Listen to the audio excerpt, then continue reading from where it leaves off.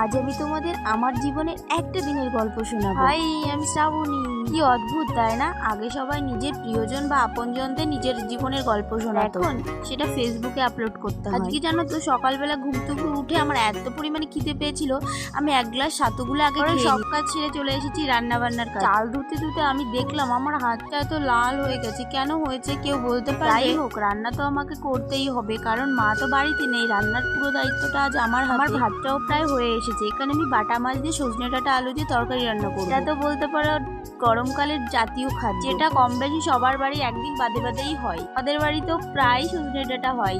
তোমাদের কারা কারা সজনে ডাঁটা ভালো খায়? একটা গাছ ছিল সজনে ডাঁটা, দিদিদের দেওয়ার জন্য সেগুলো পেরেছিল। আর দুপুরবেলা এত গরম পড়েছিল, আমি একটু ফ্যানের হাওয়া খেয়ে নিলাম। হাওয়া খেতে খেতে মনে পড়লো হঠাৎ করে অনেকদিন টক খাওয়া হয় না, চলো আজকে টক খাওয়া যাক। তো একদমই টক মাখতে পারি না, কিন্তু খেতে ভালোবাসি। পাশের বাড়ির একটা বোনকে বললাম টক